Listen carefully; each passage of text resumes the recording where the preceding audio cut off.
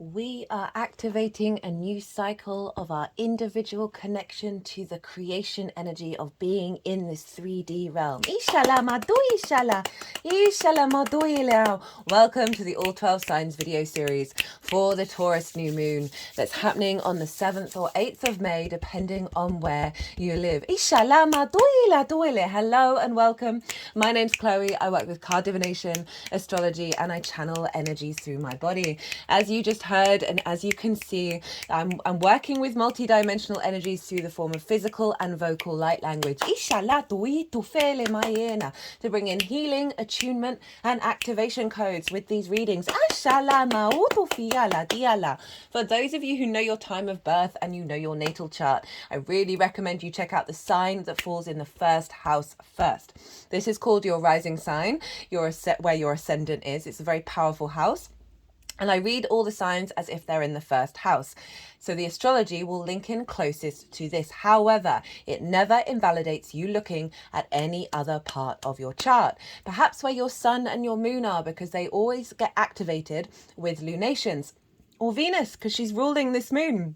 So just look to wherever that sign falls in your chart, look to the house that it's in, the themes of that house. And you want to apply those themes as well as all the meaning you've got going on in that sign to the messages that come through. It will be as if that sign has now moved to the first house, but with all of the meaning of your natal chart. So the astrology for the rising sign will still link in. You just have to add on that personal meaning of your natal chart on top of it. So take what resonates and leave what doesn't. In this video, I am going to be reading for Libra. So let us begin. Libra rising. How you doing, Libra? So I cut the deck 3 times before starting your reading. Got the King of Cups, the Lover's card, and the 8 of Swords in reverse. And this feels very much you being empowered in your sense of emotional control, your intuition being really in alignment, your emotional body being in alignment, that's bringing healthier relationship dynamics. A sense of union. And because this is all because that 8 of Swords in reverse is releasing limitations, right? Releasing illusions, right? And beliefs that have trapped you in a cage.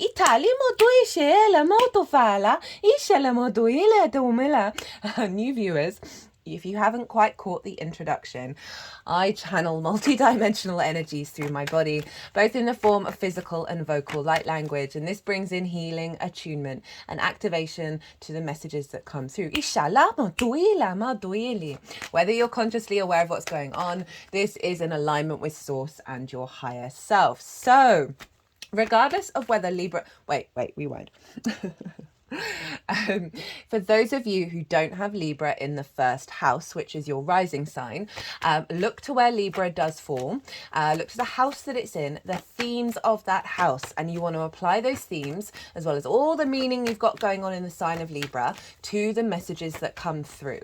It will be as if that Libra energy has now moved to the first house.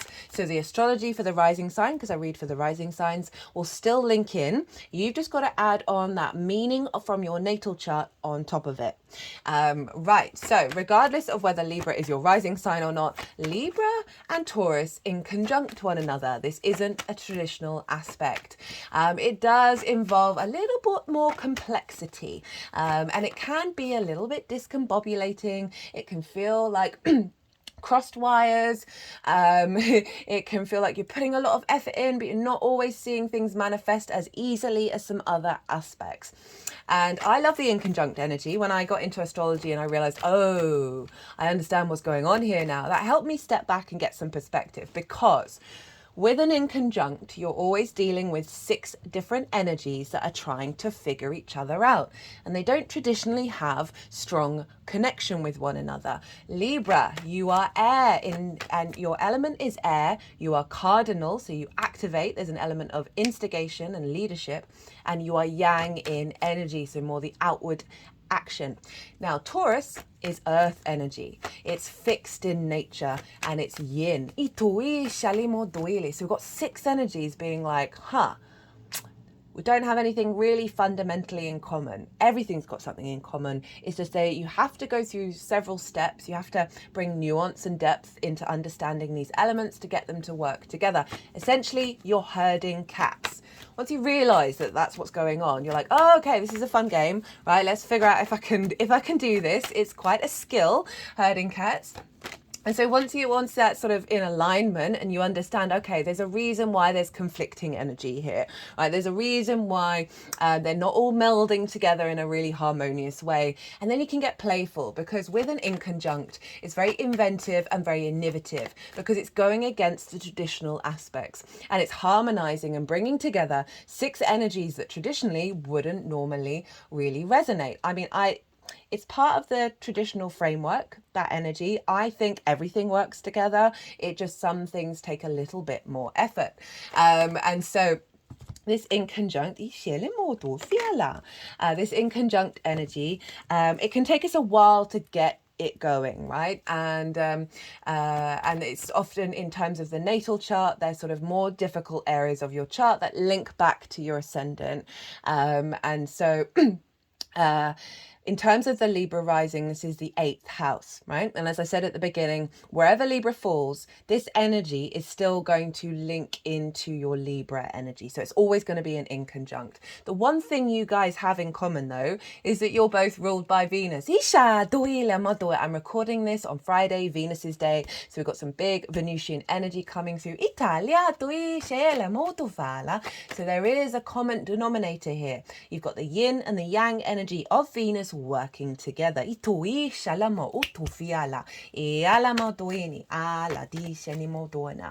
So for Libra rising, this is the 8th house, and this is the give and take between you and the outside world, anything other than yourself, right? It's about relationship dynamics. It's also about transformation and the outside world's resources. So I am pulling cards for 3 different piles. The first pile is the lead up to this new moon. All the dates are in the description box. All the degrees are there. I've also listed dates that have happened before this moon and afterwards that are all very much interlinked with one another. And so this is about, so pile 1 is the lead up to this new moon. Everything you've been integrating and working with since the Taurus full moon in Scorpio season last year. I work with 6-month cycles. And so this is what you've been working on. And also pile 1, the top cards will represent how your energy is showing up to work with this new moon. Now, pile 2 is the energy of the new moon, the download, right? I see conjunctions as portals for energy downloads that then unfold. Right, and it will be unfolding over the next 6 months. So this is the energy download from the moon that's affecting the Libra area of your chart. That's pile 2. Now the baseline for pile 2 is the collective reading, and that's where I love them. They're my favorite, and that's where I get to talk about the astrology in way more detail, of how all the celestial bodies are talking to each other at the exact time of the moon, go into depth about what that feels like, and how that sort of all intermingles, and that forms its own harmonic blueprint. I also did collective tarot reading. Channeled messages come through. I get to be a bit more esoteric about the soul's journey and sort of practices that we can use to work with this energy. And so that's the baseline for pile 2, right? That overall collective feeling of the moon. Now the tarot relates to the Libra area of your chart. So if you want a deeper understanding of what this moon is all about, go check out the collective reading. Now pile 3 is how all of this energy that's being downloaded into your vessel is then going to manifest moving forward. So those are the 3 piles. We're dealing with a new moon here, and this is a great time to set intentions, do manifestation work, and plant those seeds in your unconscious mind, because the moon is at her darkest, her most receptive, right? And this is our unconscious body, our emotional body, our intuition, where our needs are met or not being met. How do we nourish ourselves and others? And so she's receiving the divine wisdom from the sun, right? That animation, that clarity, that light from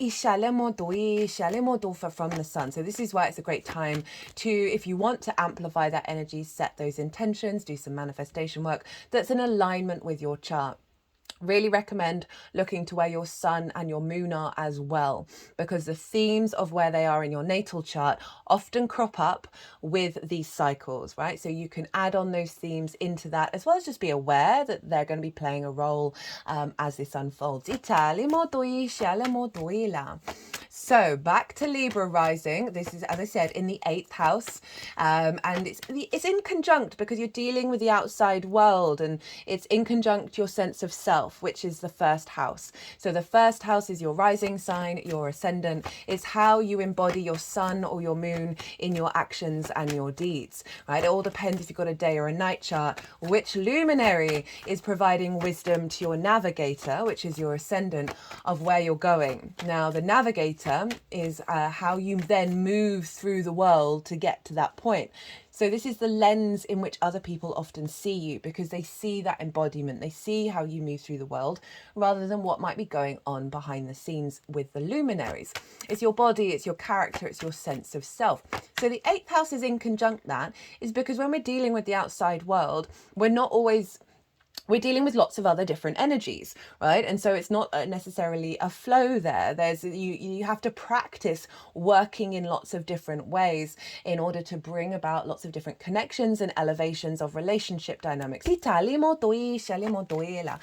then, relationship dynamics are quite, they take time to evolve and build and work together. So the 8th house is the outside world's resources on a sort of 3D plane.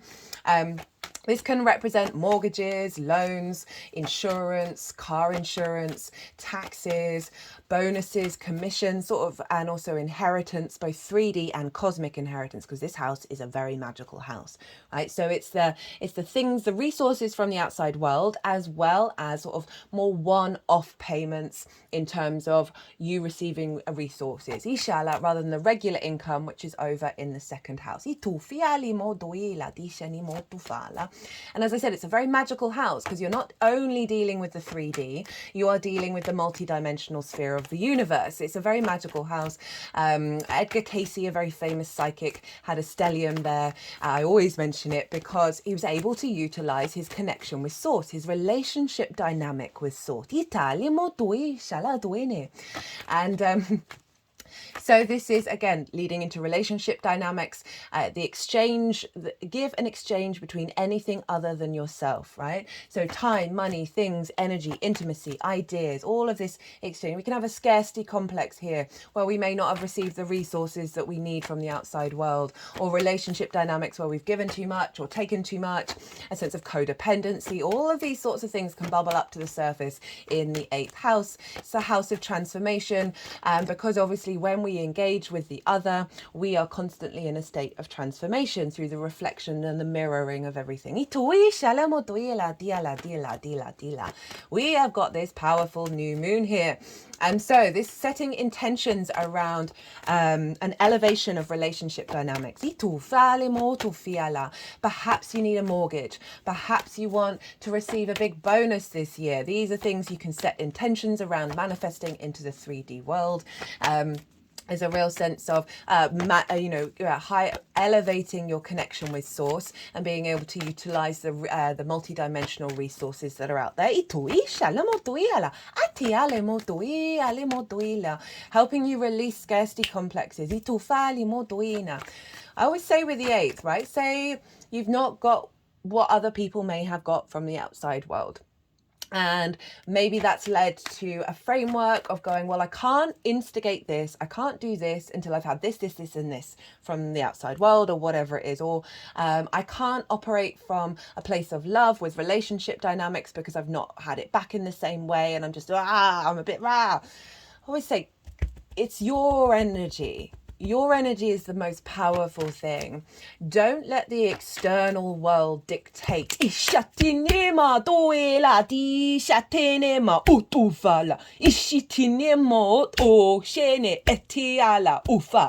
Oh, that was quite powerful. So that energy, I've got 3 main guides that I work with, and that is a yang energy, and it's about earth protection and manifestation. So it's bringing that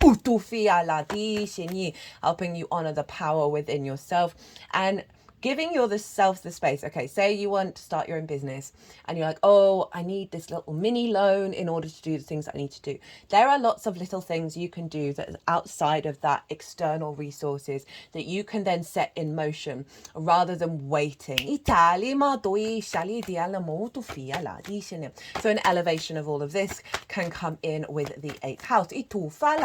So what's going on in terms of the astrology? Well, we've got let me just talk about the first house, right? So this can also be about how you're seen by the other, right? And what kind of dynamic that brings up, right? And whether that's influencing and impacting the sense of self, right? Through this potential discordian energy and a recalibration back into yourself that will then bring more harmony with those herding cats.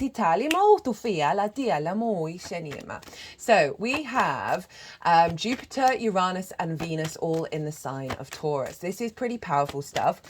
This transit, this new moon, is off the back of some really big portals that we've just gone through. The first being the total solar eclipse that you had in your 7th house, Libra, opposite your Libra energy. That was probably the biggest lunation of the year because it was activating a reintegration of our instincts connecting to our soul, right? Our honoring of the I am, the inner source energy within yourself, moving away from conflict and activating a sense of, okay, if I honor my I am, I've got to honor the I am of everyone around me, and stepping away from sort of judgments, assumptions, expectations and all of that. So we've really activated a very powerful journey of being confident within ourselves. And then following that we had the Jupiter-Uranus conjunction in the sign of Taurus. These are all linked in chronologically, as well as overlappings of astrological energy as well. So they're all layering on top of one another. That solar eclipse in Aries was conjunct Chiron exactly. And Chiron's been playing a role in every transit since then. And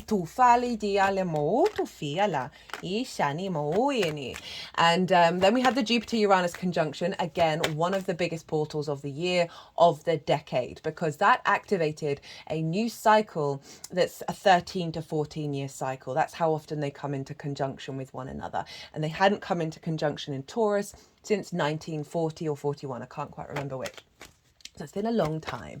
And we've activated a new cycle now. And this is in regards to a elevation and a liberation of your soul path and being confident and in your own unique expression of that, right? Uranus is very independent energy, very innovative, very maverick. And it wants you to walk your path. Jupiter, the yes planet, has been here for nearly a year. It's going to be leaving and moving into the sign of Gemini soon. And this is being elevating your relationship, the wisdom that you find in understanding these relationship dynamics that may have brought up difficulties in order for you to go, oh, wait a minute, this doesn't feel right for me. This is not how I want to embody this. Jupiter brings wisdom, elevation, inspiration, and also brings a sense of knowing, a real faith that the resources are going to come in. Those relationship dynamics that are in alignment with your soul's frequency are going to unfold. I often find with Jupiter, we tend to see the biggest impact after it's left the sign. It's not always, but often it can be the case. And so Jupiter is elevating and providing a sense of abundance and opportunities, right? And so we've just instigated that cycle. You're going to have that cycle for 13 to 14 years in the sign of Taurus. And now we've got this new moon, which is bringing in a more immediate new beginning with that rather than the 13 to 14 years. We're also going to have Venus, the sun, come into conjunction with Uranus and Jupiter, then Venus, then Mercury. And this is all bringing in the more personal planets to activate that longer term cycle. And then in a little while, we'll have Mars. except by then Jupiter will have left the sign of Taurus.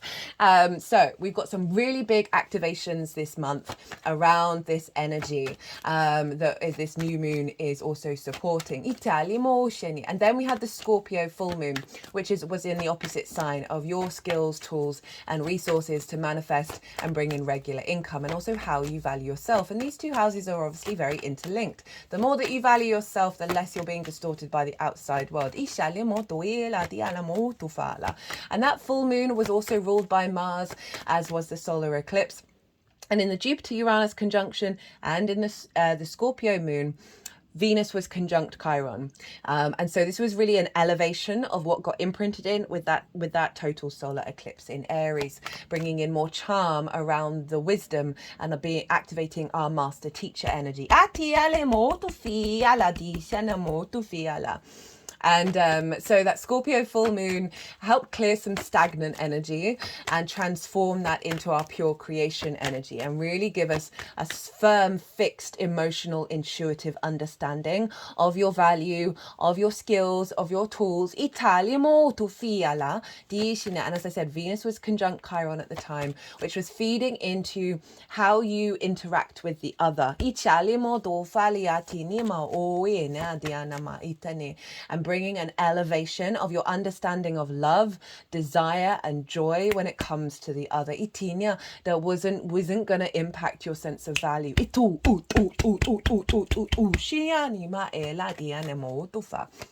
Now we've got this Taurus new moon. Lovely stuff. Really, really loving this energy. So Jupiter, Uranus, and Venus all bringing big, bountiful, beautiful energy into this moon. So as I said, Jupiter and Uranus are really elevating, bringing wisdom, allowing you to walk your path from your unique understanding of the 3D realm, activating new opportunities and expansion around the sharing, the give and take, and just feeling good about how you are in this, how you respond to these dynamics. Now, Jupiter and Venus, this is the last time they are going to be in this sign together for another 12 years, because Jupiter's cycle is 12 years, so it's not going to come back to Taurus for a while. Now, we've got the two benefics, Venus and Jupiter, the two yes planets. They want us to feel good. They want to help us out. They are more carrot than stick, right? I mean, they all have an element of the stick, but they're more carrot than stick. And obviously Venus rules Taurus. She's in her homeland. She's really happy here. She's in her power. And so Venus brings about a sense of connection, love, appreciation, a sense of ease and flow and joy and creativity, of harmony, right? So she's been harmonizing relationship dynamics. You've probably been feeling good as you go out and about in the world. There can be an element of people appreciating what you have to give.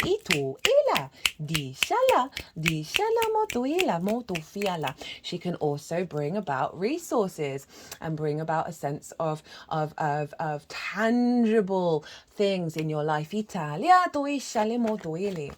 overall, she's bringing a level of charm, right? She's bringing some ease, some sense of desire for connection and love. And so in terms of relationship dynamics, this is imprinting for the next 6 months, of there being an elevation of how you connect to love when it comes to these relationship dynamics, and a new beginning, a new cycle of them, that recalibration of the energy matching that. And that's off the back of that instigation of healthier understandings of the other when it came to the 7th house with that Aries solar eclipse. This is a very abundant energy. This is helping us tap back into understanding. We signed up to be in this 3D realm, right? I've been talking quite a lot about near-death experiences, and the majority of people who come back from them, even if they've had a bit of a crap life, are like, we want to be back here. We want to be back here. This is where we create. This is where we're alive. So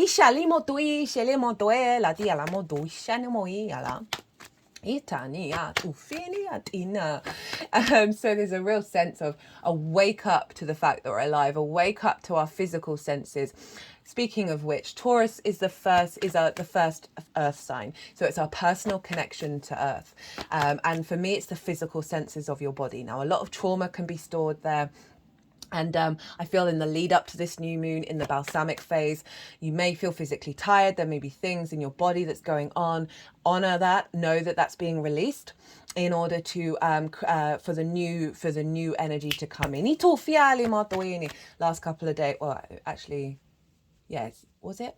My glands have just been really kind of like vroom, vroom, vroom, loud, and that tends to be when there's a lot of clearing going on.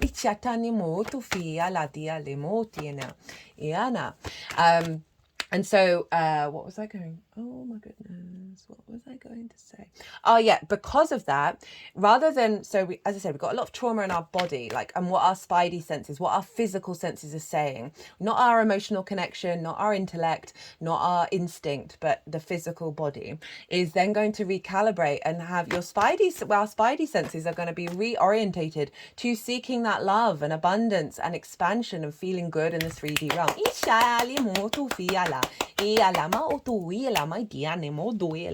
So you're going to be, guided by your body, and also, the element of bringing things towards you, because we're no longer thinking things are a trigger point or a trauma situation if they've got a similar frequency to a previous difficulty. And because of Jupiter and Uranus, I don't feel like this is going to take you down the garden path into like an element of naivety, because there's some wisdom and a real sense of connection to your soul path. Taurus rules the throat, so there's a lot of stuff around communication and communicating from the heart in a way that we are then no longer blocking that sense of connection.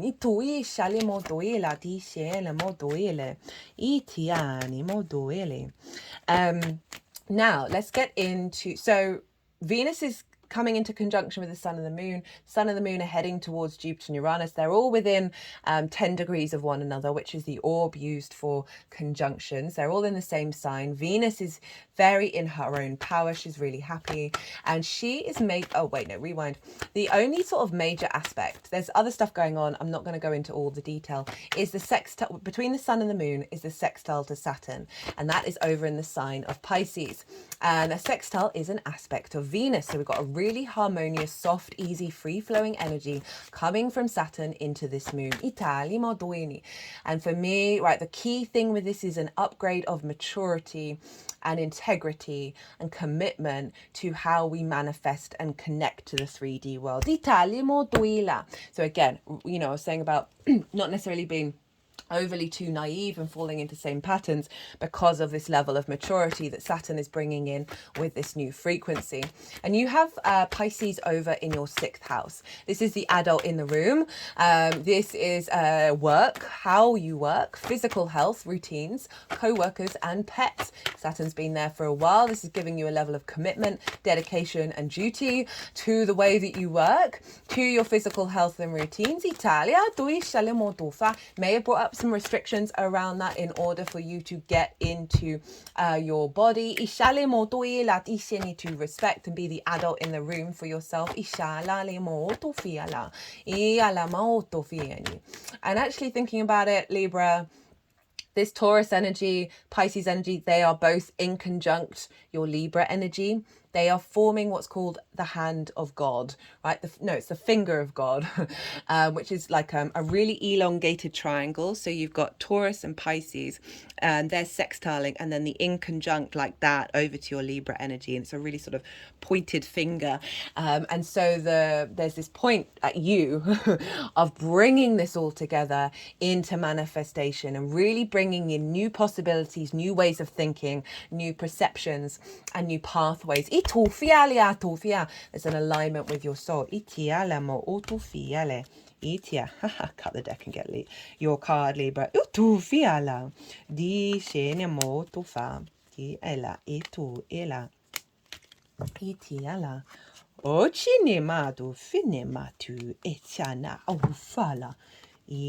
And there's that 8 of Swords. So Saturn by sextile, all the themes of Venus, love, appreciation, creativity, harmony, with the 6th of how you work. Now, regulars, you know I've been banging on about how if you've got relationship dynamics in your life that are not serving you in terms of how you take care of yourself, right? We can tend to sacrifice the 6th house. It's the adult in the room for other people, right? Because it takes effort to really embody our work, to take care of our physical health and get routines into gear. And there's been a lot of stuff in alignment with your career and your life purpose that you are reshifting, and with this nodal transit of the eclipses being in your sign, of recalibrating yourself. So you are standing firm in that 6th house with Saturn being there, right? I mean, it's a real sense of dedication to it, and also bringing in relationships where you work together, right? With the 6th house comes before the 7th, which is the other. And so this is about really standing strong foundations in your 6th, which means that is elevating the relationships you already have, or bringing in relationships that where you collaborate. And work together. And if they're not, let them go. Inshallah. Either they are going to elevate through their own energy. It's not about trying to control that. Or the soul contract's up. Inshallah, which you both agreed to. Anyway, right. Saturn in the 6th with the 8th house is, again, that alignment, that finding appreciation and value, and instigating a new cycle with yourself and the other, with anything other than you. 8th house relationship dynamics that's in alignment with your commitment in the 6th. For some of you, this might bring in a business partner in where you collaborate and build together.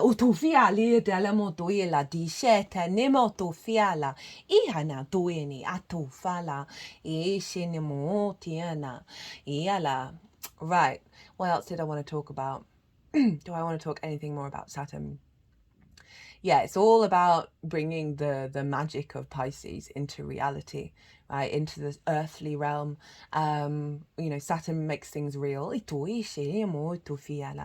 Pisces is very fluid, synchronistic, fluky, magical, curveball, non-linear energy where miracles can happen. This could see more healthier relationship dynamics with co-workers, as well as with your body and routines, all of that good stuff. Now, Venus rules Taurus, so not only is she impacting this moon by being in conjunction, but also by rulership energy, because whatever's going on with the ruler of a sign is impacting and influencing the sign that they rule. So Venus is putting double Venusian energy onto this new moon by being in her own realm. And so the aspects to Venus are going to be influencing this moon, and she's squaring Pluto, who's just gone retrograde.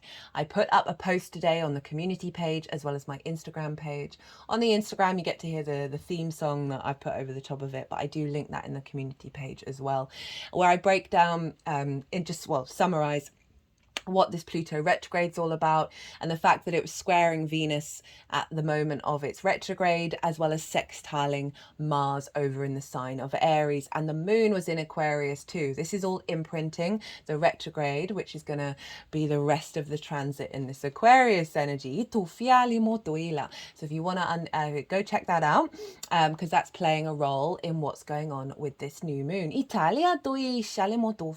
Venus square Pluto. So a square is an aspect of Mars. It can bring about conflict, drama, and frustration. Winning at all costs, because they're both fixed energy, so they think they're doing fixed energy the best way, and nothing can tell them otherwise. If all this stuff does come up, right, know that it's bringing it to the surface in order for you to recalibrate it. I'm not really getting that so much with this moon, because we've got the powerhouse of the benefics over in Taurus in a benefic ruled sign. So they are, it's double yes, double carrot. Italy, ma triple carrot. Itufiali mo duela. Now, where's Pluto in Aquarius for you? That is in your 5th house of your creation energy, the house of joy, pleasure, play, amusement, games. Ituela dishini, children, both literal children, your own children you work with, your inner child, or creative things you birth into the world that feel like your children. It is also linked into romance and dating. Now, I'm always wary about talking about love on this channel because not everybody's looking for it. So I try and focus on your energy. But we have the 5th house now of romance and dating and pleasure. Pleasure is not just about our romantic relationships. It's about finding that in every moment of our lives. But facts are facts. It's also about children, so it can be about relationships where there are children involved. And the 7th house is also involved here because of Chiron and Mercury being in the sign of Aries, along with the 8th of the give and take between you and the outside world. And how are they working together with Saturn? So this square with Pluto can bring up old traumas around it. Inshallah, but Pluto is recalibrating these things, right? But a square is big 3D manifestation energy. It's the aspect of Mars, and Mars isn't just about conflict. Mars is our motivation, our drive, our action. He's a builder and a farmer. And so this is a big 3D linear manifestation dimension energy. This is where we build, right? And it's often through friction that we are able to create. So we have Pluto, who's basically helping you recalibrate to your universal truth of your creation energy, to connect to your magnetism there. It's squaring Venus. Right.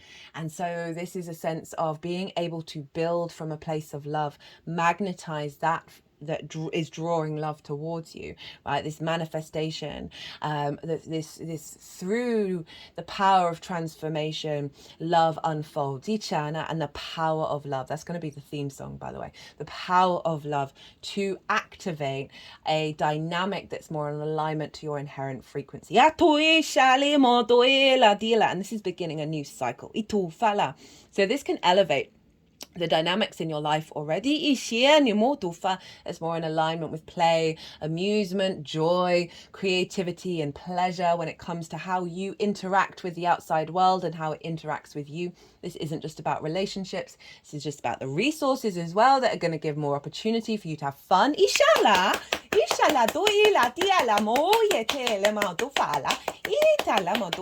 In terms of a workspace, right, with that 6th house, this could bring in more joy, more creativity of interacting with the outside world that is linked into the way that you work. It's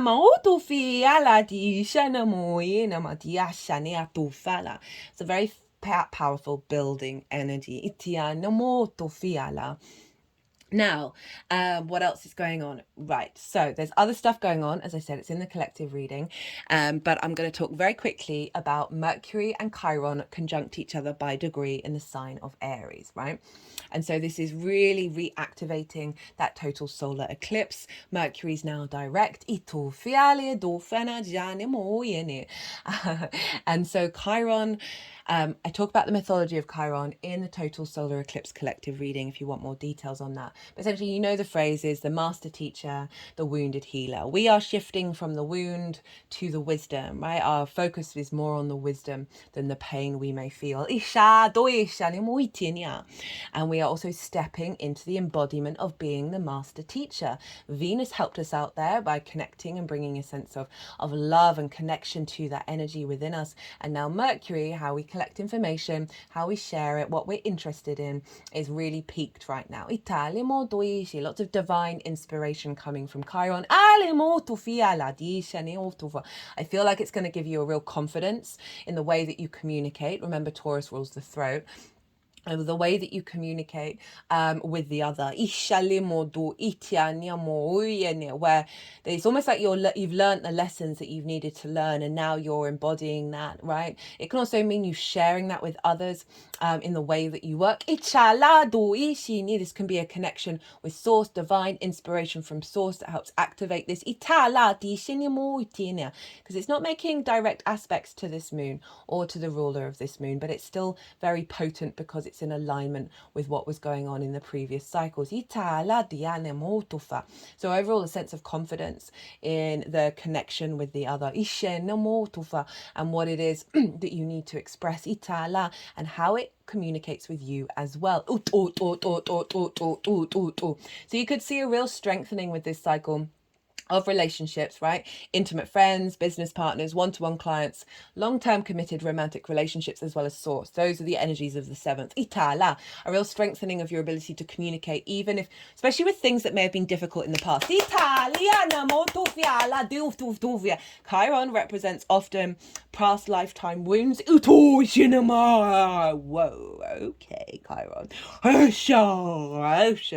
That was strange. Oh, that was a big release. Oh, thank you, Libra, for allowing that to come out. Oh, my hands are over my heart area. So a real strengthening of that is going to activate a powerful frequency around yourself and the outside world. Again, in alignment with your universal truth and magnetism in your creation energy. Doing it right. Whoa. Okay. Whoa.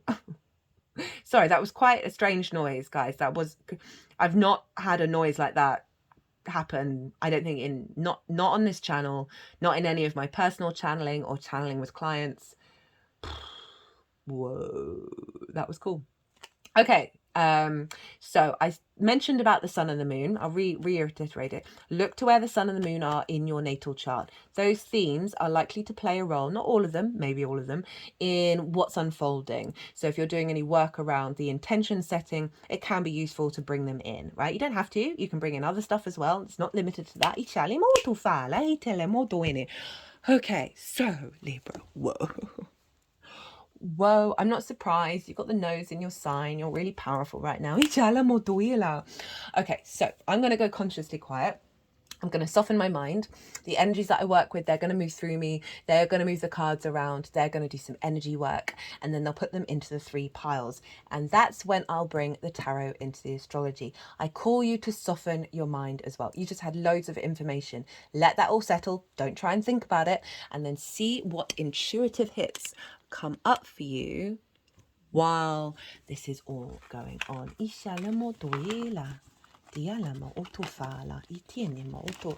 Oh, didn't see the full there.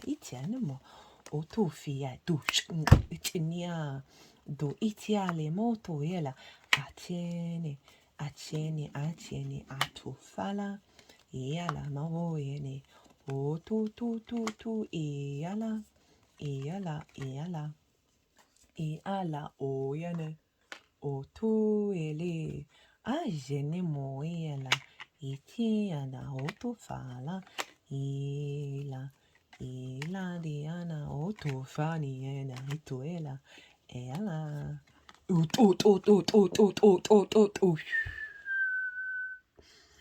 Okay, so that was a clearing. They've got the 5 of Wands, which is kind of like chaotic energy. It's low level conflict, but it's frustrating, of things never really quite moving forward, with the Emperor and the Empress. Now, that can be about the interaction with anything other than yourself. This can be about one-to-one dynamics, because we've got Aries energy here with the Emperor, from the 7th house, but it can also be the conflict within yourself as well. And often it's the inner work that we do that then realigns the relationship dynamics around us.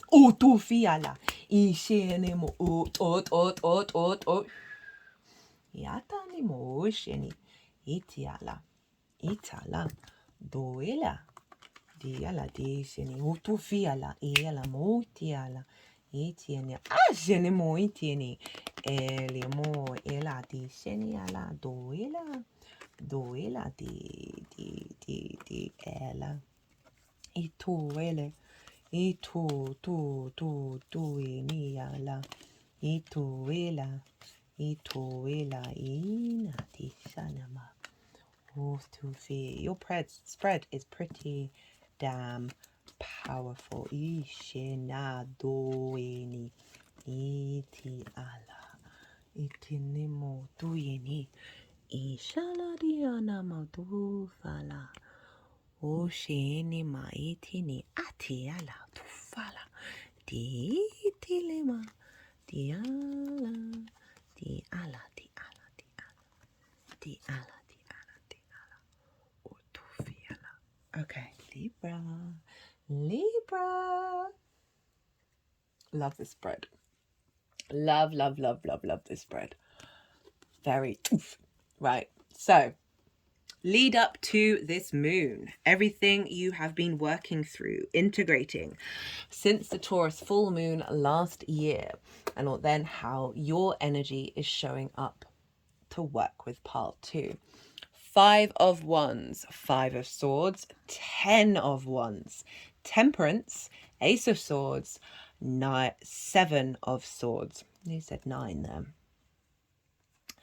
So we've got some difficult cards here. These 3 cards, it's big stuff, right? Okay. So the 5 of Wands, these 5s can often are very much linked into sort of conflict and friction. And the 5 of Wands, again, it's conflicty energy, but it's not the same as the 5 of Swords. There's like a lot of sort of battling for resources, okay? Battling for space. There's movement, there's no momentum. That there's a sense of things are happening, but they're not necessarily manifesting in the way that you would like them to. There's an element of a lot of conflicting passions and conflicting ideas. This could be low-level conflict with others, or just always seeing something of why is there a bit of a fight going on? Why isn't there stillness? So these things may have shown up in your 3D reality, and or you've had the time and the space to go, okay, I observe this within myself. I'm going to spend some time sorting that out. This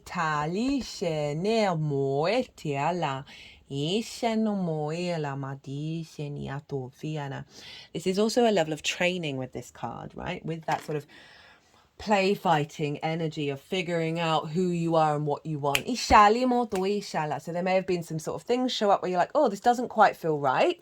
But I can understand what's going on here. I'm not necessarily taking it personally. But overall, in terms of like, that may be that everyone's fighting for the bonus.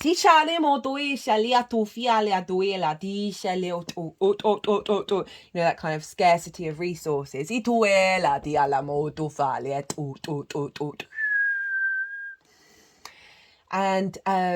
we're focusing over the throat chakra, and it could be about a lot of voices going on, right? Of perhaps not feeling that there's space for you to be. That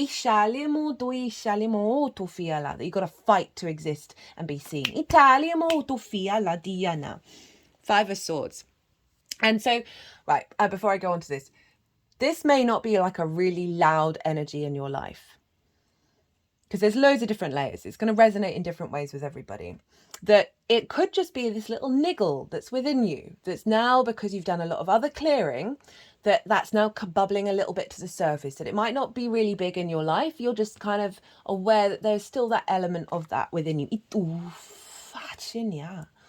As they sort of like, they're pulling this little thread out of my body right now. And now they're pulling it out of the heart. They were pulling it around sort of this between the sacral and the root chakra. I'm going to do some cleansing.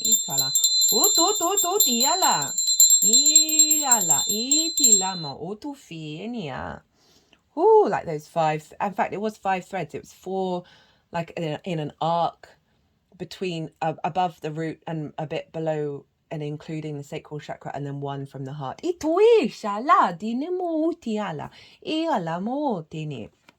Five of Swords. Now this card for me, ooh, out of all the cards in the deck, this one I'm like, oh dear. For me, it's an archetypal symbol of what we are working through as a species, because it's about domination and subjugation. It's about the bully and victim. It's about winning. But what are you winning? You're winning the Three of Swords. This figure is so happy that these other people have lost, right? But he's won the Three of Swords, and that's heartbreak, heart disorder, heart disharmony. Blockages in the heart. They've been really quite active with you. I'm doing like interesting channeling here. And this can be in the external, right? Of just feeling that there's maybe a repeat of cycles going on. It's making me think of how we can often have distorted love languages, and love is not just about a romantic relationship. It's how the give and exchange between anything other than ourselves, right? From our parental figures or past life energy that we then go and recreate from our unconscious spaces. So this can be like the bully in your head that's recreating the bully externally. And I can understand with Aries being in the 7th that could be a frequency that can show up.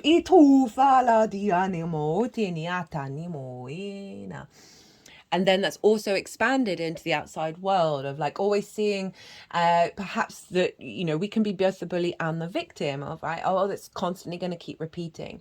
And it can be words in your mind of how you think you're perceived, how you give, how you receive. Always remember the bully was the victim though, most of the time. Most of the time.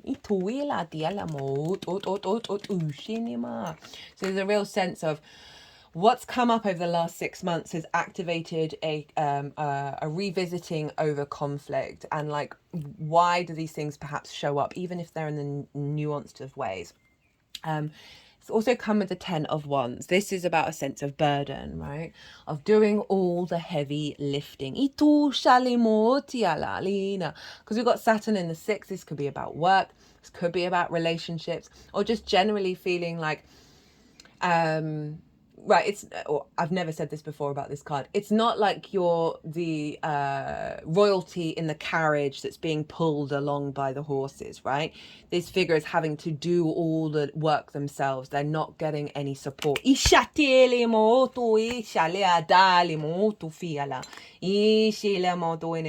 it's like going it by yourself and feeling the weight of that, right? Sometimes we can shift that energy and turn it into liberation.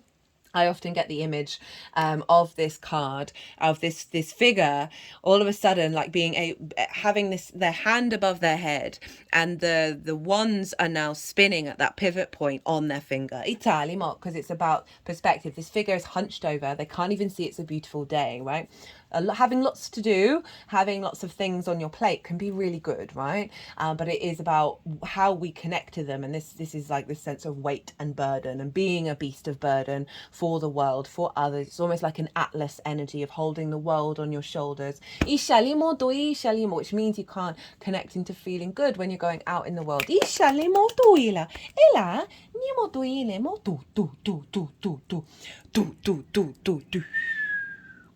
Okay, Temperance. This is the alchemy of the soul. So this is saying that the energies that's shown up with you over the last 6 months, you have been prepared to reconfigure this, because Temperance is all about refining, tempering every little part of yourself in order to elevate the frequency and bring your angelic frequency into the world, right? Into the physical world, into your emotional body. Look, foot in the water, foot on the earth. And it's also, you see here, this water is going up into the cup. This represents 1, magic, and 2, doing things differently and having the time and the patience to alchemize the self. Inshallah, this is your 3rd house of communication. So there's something around you reorientating the way that you express yourself, the lens in which you express yourself through. And also the 3rd house is about how you find meaning in your day-to-day. Right, and so bringing that back into your own essence and discovering what that means to you, but in overall, in terms of the 8th house of refining your understanding of how you respond to relationship dynamics. And also putting in the groundwork for this new moon, whether you're conscious of it or not, of alchemizing yourself to a point where you're able to receive. Because so many of us have a lot of past life energy that is blocking our ability to receive and feel worthy of receiving. I've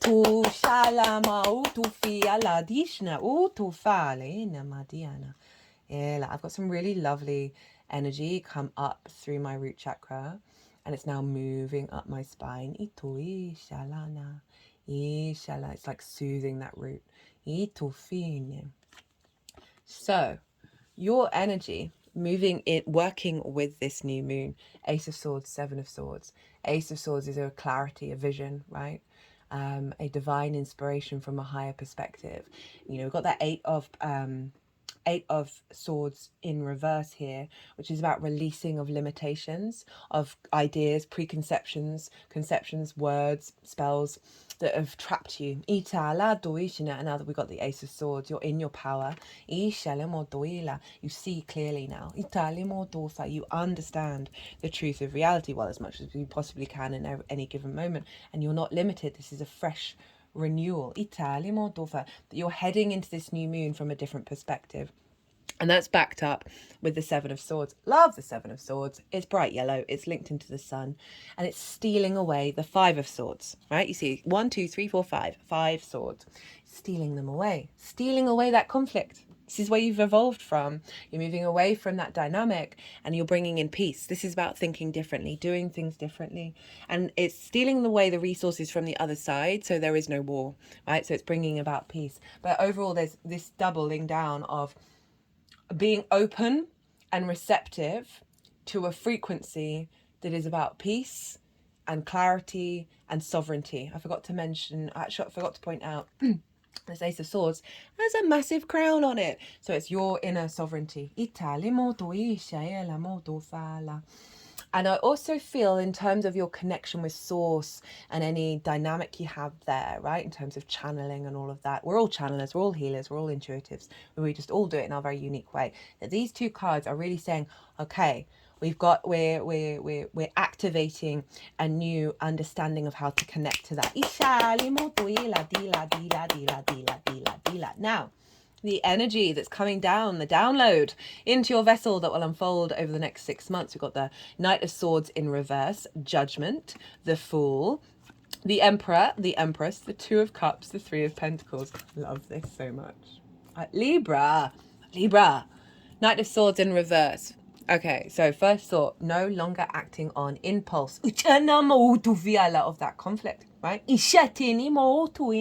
don't often read the Knight of Swords in a really negative way, but it is the fastest moving horse. There is the same jagged clouds as there are in the Five of Swords. And there's a real sense of urgency and impulse and go and go and go. It can be read in different ways, but what I'm getting in this reversal is you no longer acting on old programming.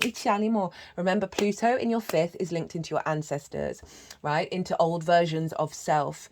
And we have Pluto here, right? This is the Pluto card, and they are being resurrected, right? These are the dead. They are the color gray, representing wisdom. As I said, old versions of self, ancestors, blood, soul, lineage. They are being resurrected by the angel. They are ascending. So there's a new framework coming in that is no longer in the unconscious spaces of repeating of repeating those impulses that haven't served you.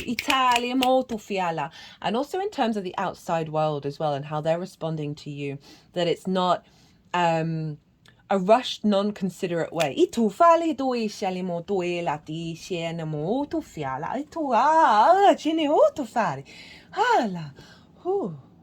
Well, I had some really interesting energy run up the back of my spine, and now I'm sitting straight but at ease.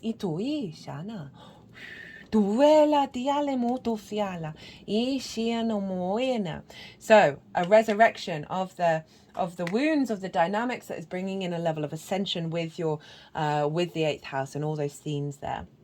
Because you see here, we've got the Nine of Cups, which is feeling good about yourself, right? Being very confident, being grateful, being in a space of abundance. So it's also wish fulfillment. But there's this sense of inner peace, inner confidence, emotional integration, all in alignment internally.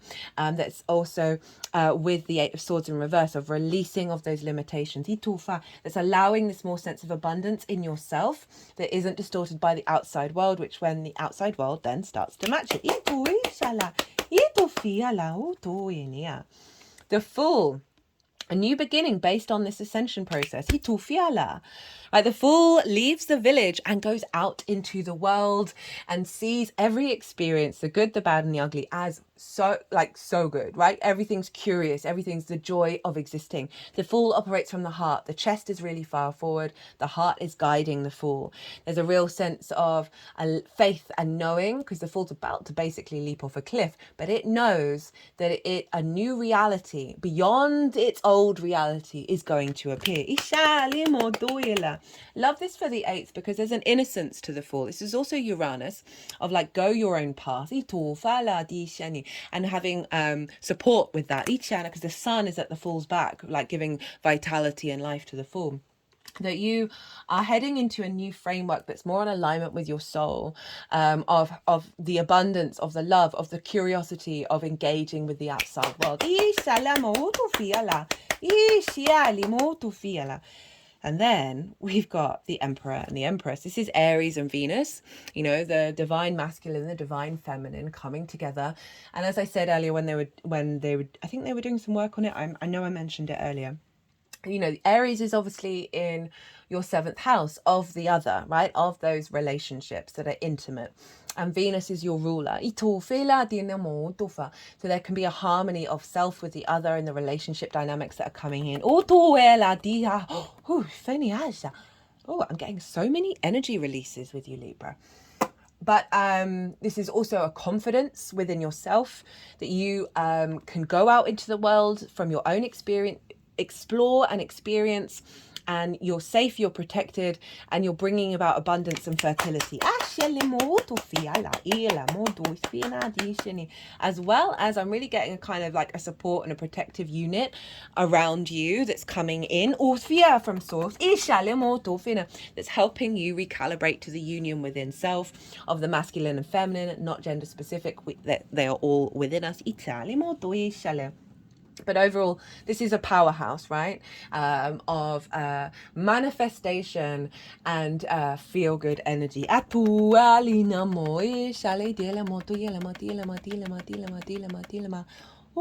love that.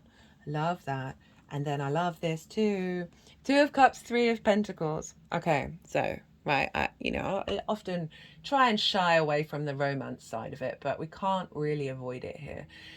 That there is union, there is a sense of respect, honor, and dignity coming in that leads to collaboration. It's not going to resonate for everybody. If it doesn't for you, don't try and force it. For your energy, this is a union of self, right? Masculine, feminine, spirit. We have the Caduceus here, which represents healing. It's also the Kundalini energy, which is kind of what I felt was rising. Oh, just had another energy release as I said that, come straight up my spine. That there's a real sense of union within yourself, a union with source, a union with the outside world. But because of the union of self, this is now being matched by the outside world. So for some of you, this could be about clients. This could be about a business partner, collaboration, just overall feeling good, getting creative, passionate, full of joy when you go out into the world, when you talk to other people and exchange and really interact. My root is wiggling right now. That Three of Pentacles, one, it is about collaboration, but it's also about mastery of self, right? In the 3D realm. This figure has dedicated themselves to the thing that they love, right? They weren't, say their family were like, no, you should go and do this other profession. They were like, no, I'm going to do me. Thank you very much. And they were complete within themselves, right? There's a real sense of I am with this card. And because of that sovereignty that this figure is embodying, right? And they've got to a place of mastery with what they do. They are then drawing towards them energies that have different things, but of a similar caliber, in order to create something beautiful and long lasting. Now, this is through the union of self, this is activating a level of mastery, which, as I said, this figure wasn't bothered about the outside world, but because they weren't, because they focused on what gave them love, joy, and all that thing, they then drew towards them energy that matched that. This could also be your relationship with source and your guides, and how you're now collaborating to build the structure in your life that is more long lasting and beautiful. But again, collaboration with others, with resources from the outside world, that's allowing you, perhaps this is getting a mortgage, right? So you can build your house.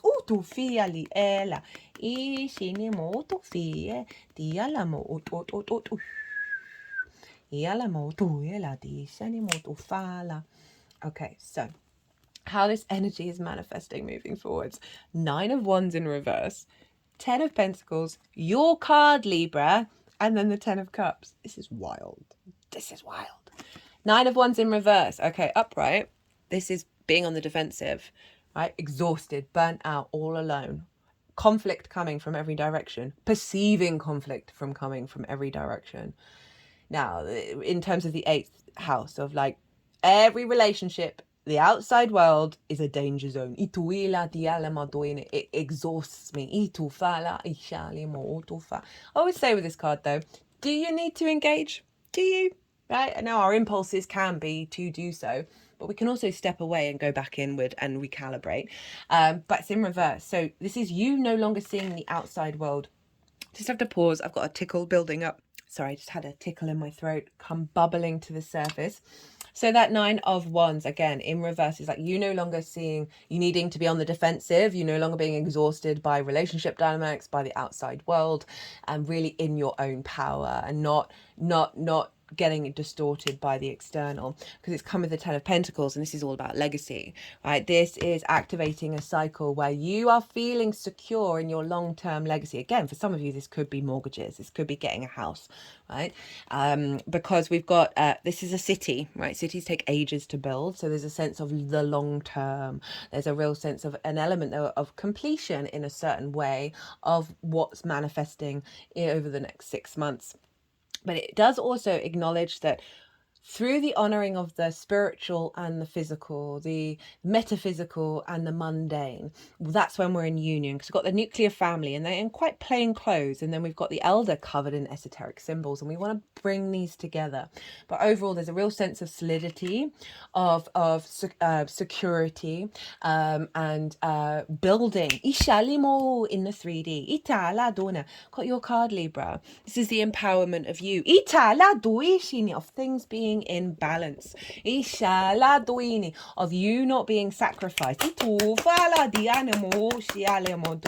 You seeing things clearly, right? The judge is very objective. They're empathetic, but they're objective. And sometimes the outside world, the 8th house, we can go into distortions and be very subjective in our understanding of them. And this is really allowing you to take that step back and see things clearly and bring things, things are coming into balance. An activation of a soul contract. For some of you, justice, it's the law, can represent an element of union and marriage. That may be just for some of you, but overall there's a real sense of strength within yourself following those other 2 cards, where you feel in balance when you're engaging with the outside world. Things coming into being, right? Rights being wronged. 10 of Cups. Look at that. Look at that alignment, right? 9 of Cups. The 10 of Cups is the external representation of what the 9 of Cups means. So this is internal, emotional union and integration.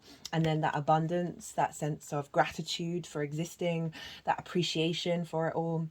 This is the external representation of the alignment of the internal space, right? So these are all in union. They're in a rainbow. It's the only rainbow in tarot, which represents, for me, the chakra body. And when that inner chakras are in alignment, we then see that ripple out in the outside world. So this is the externalization of that inner contentment. Yes, we've got the, excuse me, I'm going to pause again. Sorry about that, Libra. Yes, it's the nuclear family, but this is just a representation of the things outside of yourself being in union, right? So for some of you, this is about marriage, family, home, coming into being. If it's not all those big things, or it can be other things like because of work, because of better resources coming in, you're able to enjoy your external world even more. But overall, there's this sense of finding joy externally out in the world, right? Rather than that fear and that conflict. Big shift. Big shift. Right, let's get some qualifiers. Cut the deck, get the world. This is Saturn. Renewal, rebirth, reincarnation, celebration. And justice, your card again. Decisions, evidence, thinking, verdict. So there's a sense of, rather than seeing those old trauma patterns, you're able to observe the reality around you, right?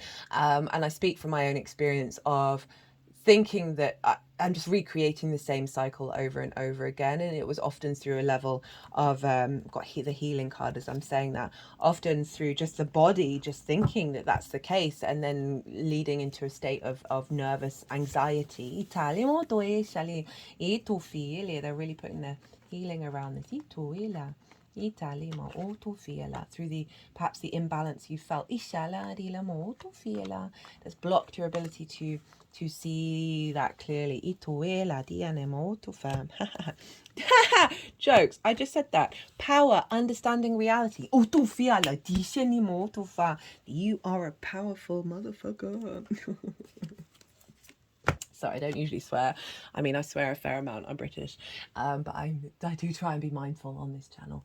The Wheel of Fortune spinning, fate, change, fortune. This is Jupiter in the sign of Taurus. Things are shifting there, and it's in the 8th house. It tends to be like the stuff going on in the outside world. The wheels are in motion. The plates are spinning, and you just gotta tap into a sense of faith within yourself and faith with how it's all going to unfold and see what happens. But overall, this is a sense of an uplift of generosity of spirit within you and the outside world. Okay. Itala. Creativity is coming up in reverse for a bit. Blockages. This is your 5th house. Where Pluto is. It's putting over the healing card. Personal growth. Tapping really into the power of your ability to find that creativity in every moment, to find that bliss, to find that joy. Got communication. That's going back to that really powerful, which I'd forgotten all of a sudden, that powerful release that I just had about Chiron and Mercury, about you being able to have those conversations that may have brought about conflict in the past. And you're just not being bothered as I say that. Change. And love. Let's end on that one. So we're shifting Libra. I hope you enjoyed this reading. I hope it resonated. If it did, or if you just enjoyed listening about the tarot and the astrology, it'd be an honor and a privilege if you hit that like button. It would give me a lot of pleasure and joy, and facts are facts. It helps the algorithm. If you want a personal reading, check out my website in the description box, as well as on the YouTube page as well. And yeah, send me a line. Let me know what you want to do, what kind of reading you want. Can do it for anything really. I love to tailor to the client because I've got a Virgo sun, and it's part of my role is to facilitate, and I get a kick out of it. So if you want a personal reading, perhaps about going deeper into your personal chart around all of this, drop me a line. But other than that, Libra, whoa, what a reading. Thank you for holding space for me doing a lot of channeling and a lot of releasing of energies. That felt incredibly powerful for us all, to be honest. Libra, be good to yourselves, be good to those around you, and most importantly, be well until we meet again.